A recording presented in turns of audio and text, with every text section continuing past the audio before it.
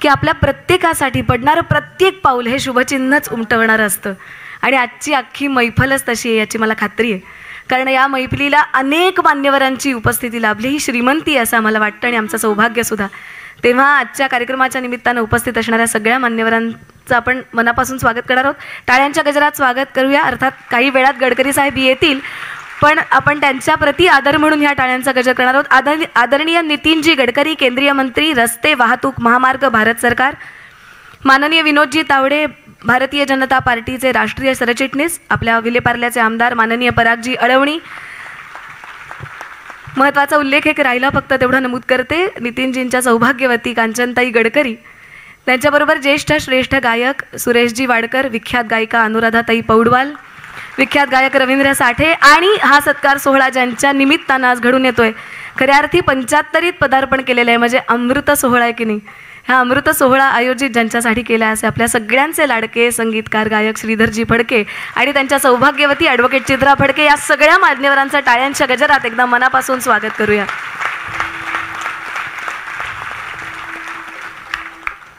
तुम्हाला खरं सांगू रसिको, ही इतकी श्रीमंती दिसायला लागल्यावर हे नाव अगदीच सार्थ ठरतं की नाही. श्रीधर, श्री म्हणजे काय?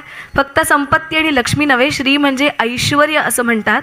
ऐश्वर्य धारण करणारा श्रीधर असं असेल तर खऱ्या अर्थी हे सगळं आज ऐश्वर्यच उपस्थित आहे ना, तुमच्या प्रेमाचंही आणि मान्यवरांच्या मांदियाळीचंही.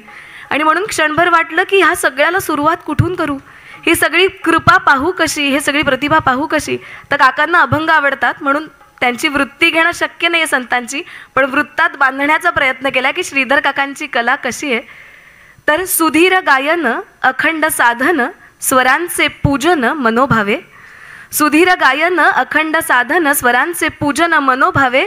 शब्दांचे पांडित्य छंदांचे लालित्य, ललिताबाईंनीच घडवलेला छंद आहे ना. शब्दांचे पांडित्य छंदांचे लालित्य, प्रज्ञेचे सारथ्य कैसे वर्णू. पुढे असं वाटतं मला मनापासून की हे सगळं कशामुळे घडतं, तर श्रुती नाद घोषी चैतन्याच्या राशी, षड्जर सतोषी शब्दातीत. कृपेची या बळे, कृपेची या बळे ब्रह्मानंद कळे, कलाश्री उजळे वागीश्वरी.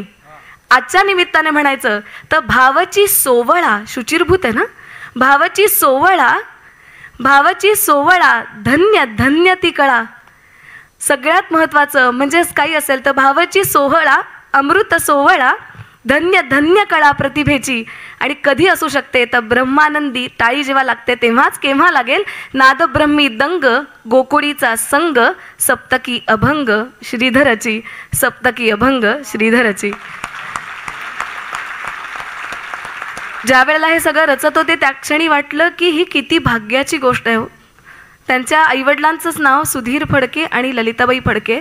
अहो, सुधीर म्हणजे संयतपण आणि ललिताबाई म्हणजे लालित्य. संयमाच्या लालित्यातूनच जन्माला येतं ना कृष्णाचं पाऊल. श्रीधर तेव्हाच घडू शकतो ना खऱ्या अर्थी. आणि म्हणून मला असं वाटत होतं की या सगळ्याचा धागा धरत पुढे जायचा, प्रवास करायचा असेल तर हातची सगळी जी श्रीमंती आहे ती शगुनाची श्रीमंती आहे. हा सगळा शगुनाचा धागा आपल्या आत एखाद्या मेहंदीसारखा नक्षीदार होऊन रेखाटला गेला तर मला नक्की वाटतं की येणाऱ्या प्रत्येक क्षणाला फुलण्याचं सामर्थ्य होईल. आणि ती दरवळत यापुढचं अवघ श्रीधरजींनी निर्माण केलेलं स्वरगोकुळ आपल्याही मनात रंगवत जाईल नक्की.